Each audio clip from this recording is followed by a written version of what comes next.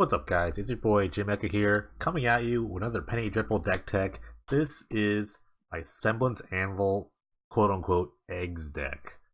So, there are actually a lot of fun enablers for the eggs archetype. I think a lot of people have tried working on Tia's Revolution style decks when you with the new ATOG Ravage Intruder, where you just sack all your artifacts, and they're kind of left in this weird situation where it's like, well, do I give an artifact back?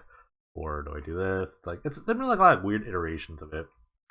I've been kind of tinkering around with random ideas, and one of the most broken cards I think in this format is probably Semblance Anvil. I'll just read it off. It has imprint, so when it enters the battlefield, you exile an online card from your hand. And then spells you cast with the shared type with the spells you cast that share a card type with the exile card cost 2 less. Well, funnily enough, there are actually 16 different cards at the 2 cost that are artifacts that draw you a card. So Elsewhere Flask, Kaleidostone, Metal Spinners, Puzzle Knot, and Aqua's Vial all are cantrips. So when you exile an artifact there, it's free. So you get to just cycle it through and just kind of cycle through your deck. But what do you do with that? What's the engine there? Well, there's this funny little card, Displacement Wave, where it returns all non-land permanents which as X to their owner's hand. So X will be 2. You get all your stuff back and you just replay them. And you also have little Dimir Signet and Prismatic Lens. They're kind of like mana rocks, which you can kind of generate some sort of mana. If you have 4 of these, they're good. So basically every wave you hit, and if you have 4 different rocks, is good. You kind of need a combination of lenses and signets. At least you need at least 1 lens. That's all you really need. But yeah, after that you can just cast Gigantic Brain Freeze and kill them.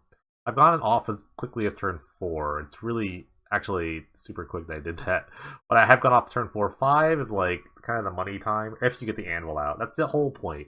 The whole point is getting the Anvil out. So we have other cards like Mage, which searches for a command costs only 3 of 3, which is the Anvil itself.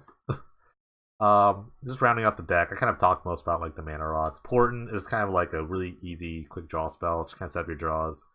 And Infiltrator is interesting. It tutors for 2 really important cards. 1, the Brain Freeze, which is to kill. Or 2 is Displacement Wave, which actually is converted mana cost of 2. We have 16 lands, mostly all blue producers. This one of our cards is just kind of free. It's just kind of a free black spell for this. That's why we're also playing Dimir Signet over the other blue signets. But yeah, that's the deck. It's just kind of this silly amalgamation of cards, and when it goes off, we're going off hard. it's kind of silly. The storm counts get up into the 20s, up into the 30s. It's my dream. It's my dream deck. I love it. I love this deck. Has been so fun to play. Even if it's not super consistent, it's actually a lot of fun. The sideboard that's where the meat is. That's where when you play a combo deck, people know what you want to do. It's alright, this guy wants to play Semblance Anvil. So we gotta stop Semblance Anvil. So half the cards are kind of dedicated to protecting Semblance Anvil. So turn aside will counter a spell that targets permanent, most likely Naturalize. Not Seal the Cleansing. It doesn't stop that. Maybe I want a hexproof kind of creep. Reconstruction is the other part. It just brings an artifact from your grave to your hand, so just get the Semblance Anvil back and start over. Scrap Claws, just kind of, it is an artifact, but it's a catch-all, kind of it's a kind of filler slot to deal with other graveyard decks. The best thing about, I think, my sideboard right now is how to beat Memoricide, which is kind of hard. So you just kind of when you dink, they dive. Or when they zig, you zag. that's what we're doing here. We're zagging with your Seeker Serpent, which is kind of weird pseudo affinity. And Brute Star, which actually has affinity for artifacts. So Brute Star is 10 mana, but it's an affinity for artifacts. So if you have 8 artifacts out, it's only costs 2 mana. And it's a flying creature, power toughness equal to number of artifacts you control. This guy is 7, but if you have 5 artifacts, it basically costs 1 less, so it's half that, and it's just a 5/6. I will probably never be able to activate the other ability, but maybe. But yeah, that's the deck. I've been tweaking it all day today. This is my day. It's I played a bunch of leagues, and I've been tweaking this, and I think I'm at a point where I think it's semi-competitive. Maybe at least I'll get a lot of game 1s.